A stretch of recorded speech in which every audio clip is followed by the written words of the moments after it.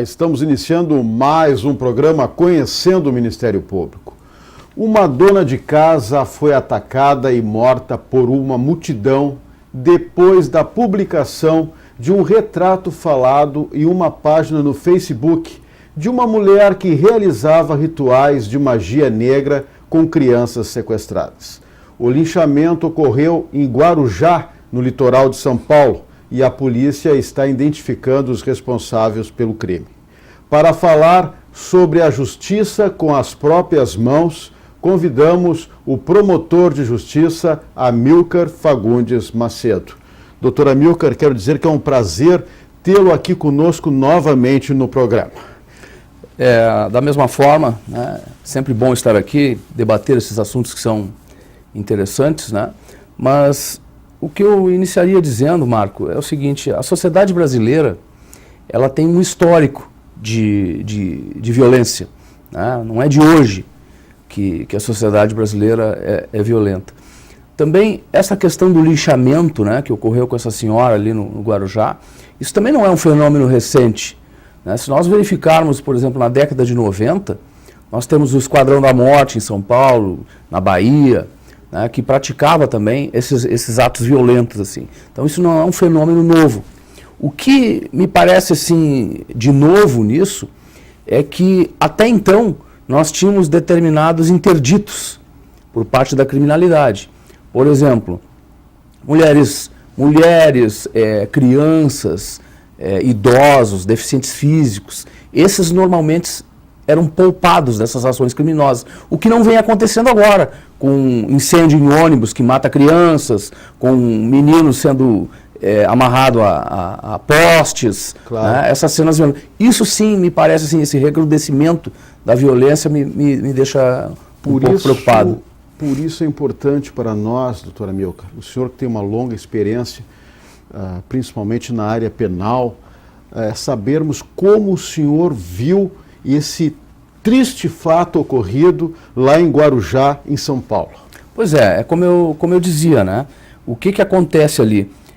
Existe um fenômeno, né, que explica isso, que é a chamada quebra da racionalidade das pessoas, né? Me parece assim, ó, o cidadão, né, neste caso pontual ali, né, desse indivíduo, o que acontece com aquele cidadão ali? Ele, quando preso, ele diz assim: mas eu não sabia que ela era inocente, né? Querendo nos dizer o seguinte: olha, se eu soubesse que ela era inocente, eu não teria feito isso, né? Mas o fato dela ser culpada, se fosse o caso, também não justificaria aquela atitude dele, né? Então isso me parece assim, esta quebra da racionalidade das pessoas, né? Do qual nos falava o Thomas Hobbes, né? Falava isso com propriedade, assim, né? Dizendo que o homem é o lobo do próprio homem, né? Ele age de forma irracional quando não há esses mecanismos que reprimem a criminalidade, né? E este é um papel fundamental do Estado, né? Esse papel civilizatório do Estado, me parece. Após o crime, a polícia agiu rápido e ela continua identificando pessoas que participaram desse crime. O senhor crê que alguém poderá escapar da responsabilização, uma vez que essa vítima, essa mulher, ela foi vítima de um grupo grande de pessoas? Pois é, esse é um problema bastante complicado. Primeiro, nós não temos a figura penal no Código Penal, né, este tipo do linchamento. O que nós temos é o homicídio. E pelo que eu vi das notícias de jornal, uns falam em mais de 100 pessoas, outros falam em 2 dezenas de pessoas que praticaram este ato bárbaro, selvagem, de arrastar esta moça por cerca de 300 metros, amarrada, pelo que foi noticiado nos jornais, levando chutes, socos, pedradas, e depois, ao fim e ao cabo, ela parece que foi atirada de uma ponte, até a chegada do socorro. Bom, este tipo penal de linchamento não existe. Então nós temos que enquadrá-lo, né, e certamente a autoridade policial está se encarregando disso, de enquadrar no homicídio. Em princípio, nós temos aí um homicídio com no mínimo 3 qualificadoras, né? o motivo, que seria a vingança, o fato dela estar, supostamente, né, a pessoa do retrato falado, estar sequestrando crianças para utilização em rituais de magia negra. Né? Teríamos uma outra qualificadora, que seria o meio cruel de como o fato foi praticado, com pedradas, com chutes, com pauladas, amarrando, arrastando ela de alguma forma, né? Cerca de 300 metros, como eu falei, atirando sobre uma ponte. Né? E a última qualificadora seria do recurso que impossibilitou a defesa da vítima. Em princípio, sim, né, sem analisar os autos, apenas com aquilo que foi noticiado nos jornais, nós podemos identificar essas 3 qualificadoras. O problema vai ser identificar os responsáveis. Segundo consta ali, havia dezenas de pessoas que participaram desse ato.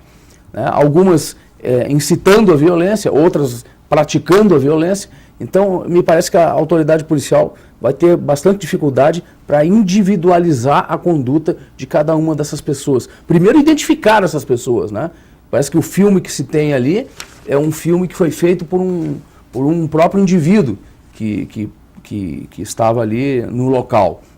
Havia pessoas também que tentavam, de alguma forma, afastar as pessoas e eram automaticamente retiradas e ameaçadas. Então, primeiro, me parece que a autoridade policial vai ter muita dificuldade de identificar. E depois, uma outra dificuldade adicional vai ser de individualizar essas condutas.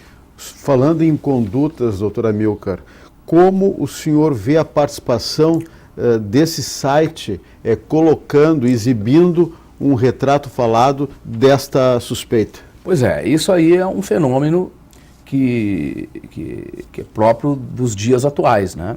Das redes sociais, enfim. Né? Fazendo uma retrospectiva, Marco, lembra que na Idade Média nós tínhamos também aquele fenômeno de caça às bruxas, né? De colocar as bruxas na fogueira. Né? Como que se dava essa notícia de que tal pessoa era ou não era bruxa? Se dava a partir do boca a boca, né? De pessoas que transcorriam os vilarejos e iam dizendo, lá tem uma pessoa que é bruxa, até que em um determinado momento aquele freio inibitório da sociedade, né, acabava cedendo e as pessoas colocavam aquelas mulheres na fogueira. Agora, nós não temos mais esse boca a boca, nós temos a internet, né? Temos as redes sociais que colocam aquilo em fração de segundos nos ouvidos de muitas e milhares de pessoas. Então, este é me parece que agora com o marco regulatório da internet, nós vamos poder, de alguma forma, regular isso. Porque, salvo engano, esta figura que foi colocada lá era de uma pessoa, de um retrato falado que foi feito de uma pessoa no Rio de Janeiro, que acabou chegando lá no Guarujá e alguma outra pessoa confundiu aquela moça com esta do retrato falado e acabou ocorrendo essa tragédia. Né? Nós conhecemos a força, digamos assim, das redes sociais, dos boatos. Sim. Agora, como o senhor avalia o impacto das redes sociais, principalmente em casos policiais, em casos de repercussão? As redes sociais elas têm um lado positivo, né, que me parece assim, que é a publicidade, principalmente para a contenção da violência das polícias, que é histórica no país. Né? Então, ela tem esse lado bom, porque, por exemplo, ferramentas como o Twitter, né, ou até o mesmo Facebook, são automáticas. Pessoas que estão presenciando aquele fato, automaticamente postam aquilo ali, e é possível depois se identificar essas pessoas, como ocorreu no caso do Amarildo, aquele lá no Rio de Janeiro, em que havia um indivíduo filmando, né, aquela ação da polícia, que retirou ele da delegacia e colocou no veículo, e depois jogou aquilo no YouTube, né, e tornou público. Então esse é o lado bom, digamos assim, da rede social. O lado negativo é que pode, de alguma forma, induzir as pessoas, incitar as pessoas a algum tipo de violência. Principalmente quando o Estado democrático brasileiro, né, ele tem se mostrado fraco no sentido de concretizar o direito fundamental à segurança. Tá?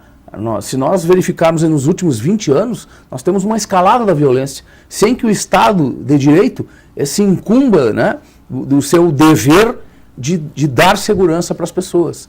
Então, este me parece que seria o lado assim, preocupante né, da rede social, porque ela pode, de alguma forma, como aconteceu nesse caso, induzir as pessoas a agirem por força própria, já que as pessoas não confiam, né, ou estão inseguras quanto ao agir do Estado.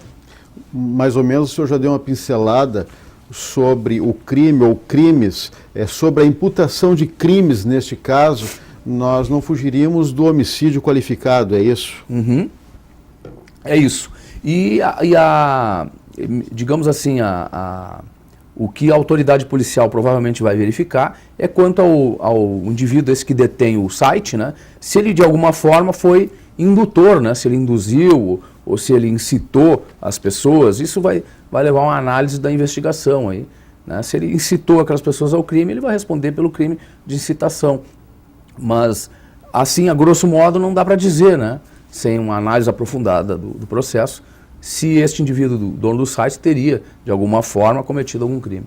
Agora, o Ministério Público, como titular da ação penal pública, ao receber este inquérito policial, ele pode, de certa maneira, devolver esse inquérito para mais diligências, porque eu acho que o interesse maior é que se tenha o maior número de indiciados neste caso, porque realmente foi uma multidão que participou desse crime.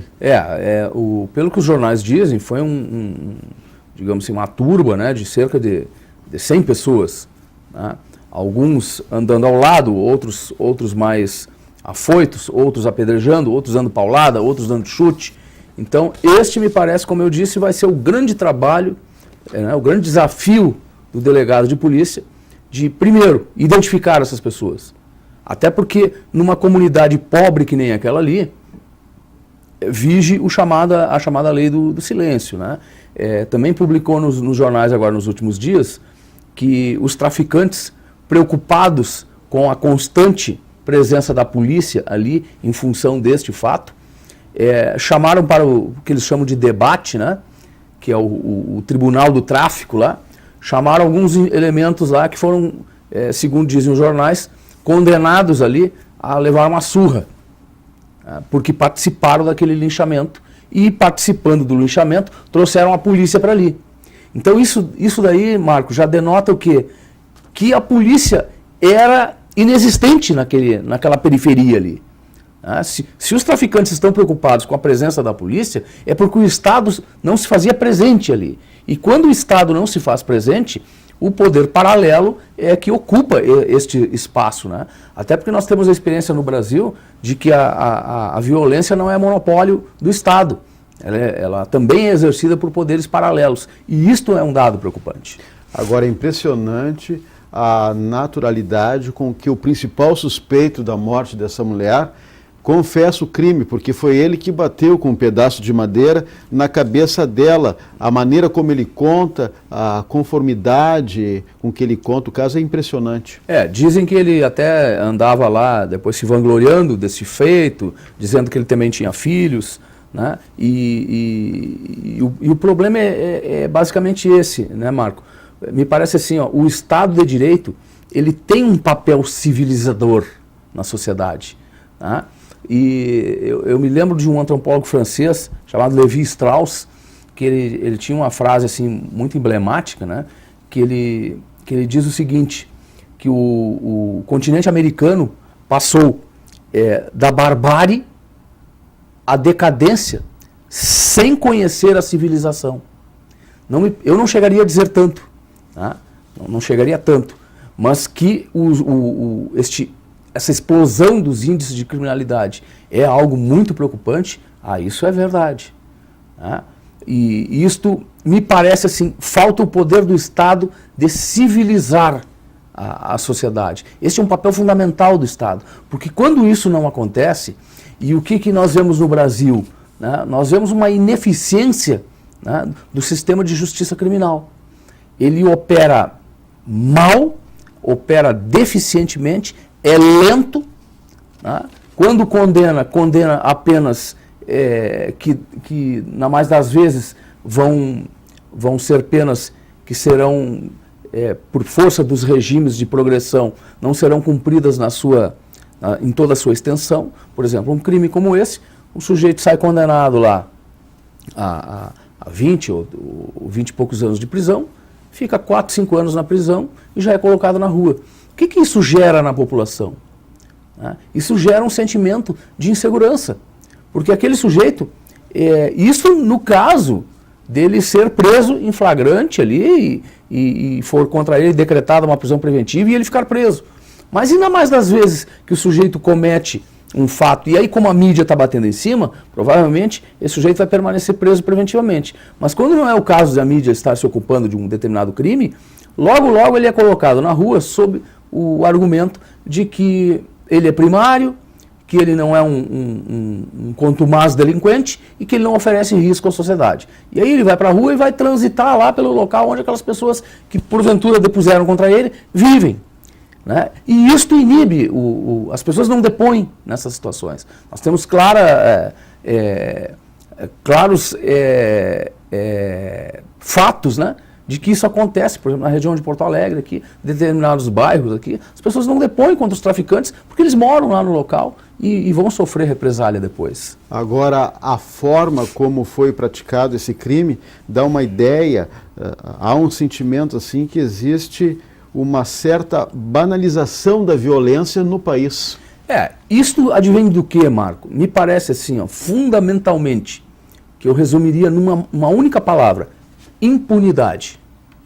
Esta é a palavra-chave para isso. Por que ocorre isso? Nós temos, nos últimos 40 anos, um incremento da violência, uma criminalidade que se organizou, e nós temos o aparato da justiça criminal praticamente o mesmo, de 40 anos atrás, com algumas mudanças pontuais na legislação, mas quase que o mesmo. Né? A polícia ostensiva, por exemplo, né? Para pegar aqui o exemplo do Rio Grande do Sul, nós tínhamos nos anos 70 o efetivo da Brigada Militar com 30 mil homens. Hoje não passa de 22, 23 mil indivíduos. E quanto cresceu a população? Quanto cresceu a criminalidade nesse período? E nos parece até ser redundante dizer, né? Mas polícia ostensiva, ela é uma polícia de visibilidade. Isso parece até óbvio, né? Mas às vezes é necessário que se diga o óbvio. É uma polícia de visibilidade. Você sai nas ruas de Porto Alegre, olha, às vezes dá para contar nos dedos os policiais que você encontra na rua. Né? E isto gera na população uma sensação de insegurança, que muitas vezes ela pode ser maior ou menor do que a própria insegurança. Mas com um sistema de justiça criminal que funciona mal, com penas que depois serão lá na execução diminuídas, né? Por exemplo, num assalto, né? Um assalto à mão armada, o sujeito sabe, os operadores sabem que a pena não vai passar de 8 anos. Ora, o indivíduo já começa no regime semiaberto. Aí o que acontece às vezes o magistrado? Ele pensa assim: eu não vou deixar esse indivíduo preso preventivamente, porque ele vai ficar preso num regime fechado. Se depois de condenado, ele vai ficar no regime semiaberto. E aí acaba soltando. Aí aquele marginal está ali na rua, na outra semana, praticando assaltos novamente, que é o que tem ocorrido aqui com os postos de gasolina. Né? Claro. Quando eu me lembro daquelas imagens da mulher sendo arrastada pelaquela multidão, isso dá uma ideia que nós estamos muito longe dos padrões mínimos de qualquer civilidade. Foi o que eu disse ali daquela frase do Levi Strauss, né? Estamos com padrões mínimos de civilidade. Por quê? Porque as pessoas não confiam no sistema estatal. E isto é um gerador, é uma usina de criminalidade. Né? O sistema funciona mal, os presídios estão superlotados, os regimes prisionais não são cumpridos porque não tem vaga, os condenados estão sendo colocados em regime domiciliar porque não tem vaga no semiaberto. Isto, Marco, é uma usina de criminalidade. E o que gera, principalmente na periferia? Né? Gera uma sensação de que há impunidade, as pessoas que estavam assaltando no outro dia estão ali, então eu vou agir pelas próprias mãos. Já que o Estado não me dá segurança, eu vou agir pelas minhas mãos e vou fazer a justiça como eu acho que tem que ser. E aí nós entramos naquele estado de natureza do que nos falava Hobbes, né? Que ali quando o sujeito age desta forma, ele age pelo instinto de sobrevivência, aí não há nem justiça nem injustiça, há um sentido de sobrevivência. E isso é o que ocorreu aí, o que tem ocorrido, por exemplo, nessas várias chacinas que nós temos acompanhado nos últimos tempos no Brasil. Então, quando há, na sua avaliação, um assassinato, um ato de justiça, com as próprias mãos, o senhor acredita que é mais porque aqueles que o praticam não acreditam nas instituições? Exatamente. Do que a própria raiva, a vingança? Eu acho que as duas coisas, né? É aquilo que eu me digo, os sociólogos chamam isso de anomia moral, né? Quando chega a um certo ponto que aquele interdito de moralidade ele cai e a pessoa age pelas próprias mãos, né? Quer fazer justiça. Por que ele quer fazer justiça? Porque o sistema, o Estado democrático, o sistema de justiça não lhe dá segurança. E aí ele automaticamente age pelas próprias mãos. Ele vai fazer a justiça que ele acha correta para aquele caso. E aí o que acontece? Muitas vezes nós podemos ter uma injustiça, como foi o caso dessa moça, que era sabidamente inocente. Nós tivemos um caso agora aqui, eu acho que ontem o senhor estava contando, foi em Sapiranga, o senhor disse? Foi essa madrugada. Essa madrugada, mais ou menos no mesmo estilo. As pessoas... Isso tudo, Marco, tem uma causa, né? Me parece a mim. É a impunidade. Nós investigamos no Brasil cerca de 5 a 8% dos homicídios. Nos Estados Unidos é 65%, o grau de descobrimento, né, é 65%. Na Inglaterra é 90%, na França é 70%. No Brasil nós temos de 5 a 8%. Ou seja, mais de 90% daqueles que cometem crimes ficam impunes e continuam nas ruas praticando crimes. Isto, lá pelas tantas, aí você soma isso com uma lentidão da justiça, uma polícia que atua com aquilo que pode, né? Com uma lentidão da justiça, com penas que não são cumpridas, isso é uma usina de criminalidade.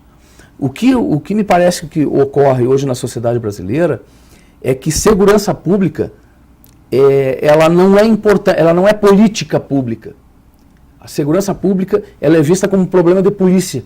E ela não pode ser só um problema de polícia. Ela tem que ser um problema de política pública dos governos. A política, os governantes têm que se dar conta de que a segurança pública é um problema de Estado, né? E não só um problema de polícia. Falta muita inclusão social. Exatamente, né? Aí você soma tudo, ainda que o país tenha melhorado nos últimos anos, mas você vê uma distância ainda, apesar dessa melhora nos índices sociais, apesar dessa melhora nos índices de moradia, né? Nos índices de saúde, você vê o que na periferia? Que há um distanciamento de qualidade entre estes índices. A qualidade do sistema de saúde para a classe média e classe média alta é uma, para a periferia é outra. A qualidade da educação para a classe média e classe média alta é uma, para a periferia é outra. Então, esta discrepância na qualidade, apesar da melhora nos índices, é um problema que tem que ser enfrentado. Bom, nós estamos chegando no final do nosso programa, mas o senhor ainda tem um minutinho para as suas considerações finais sobre justiça com as próprias mãos. Bem, finalizando então, né, eu queria deixar dito que a justiça pelas próprias mãos, ela nunca é a ideal, né, porque como ocorreu nesse caso da moça ali no Guarujá, em São Paulo, ela era sabidamente inocente, foi justiçada por aquela turba, né, aquele bando de pessoas, e agora, como é que nós vamos fazer? Não dá para trazer a vida dela de volta. Então, nós temos que acreditar nas instituições, né? E temos que cobrar das instituições que atuem de forma como determina o Estado democrático de direito. Temos que discutir que tipo de pena nós queremos no Estado democrático de direito, que tipo de política criminal nós queremos. Nós temos que discutir isso, né, para evitar que a barbárie tome conta, como é o que vem acontecendo no país ultimamente. Ok, promotor de justiça Amílcar Macedo, mais uma vez eu agradeço a sua participação no programa, a sua gentileza em aceitar o nosso convite. Prazer todo meu. Se você tem críticas, sugestões, mande um e-mail para conhecendomp@mp.rs.gov.br. Lembramos também que esse quadro poderá ser revisto em nosso canal no youtube.com/conhecendomp. Na próxima semana voltaremos com mais um assunto de interesse da sociedade no programa Conhecendo o Ministério Público. Até lá!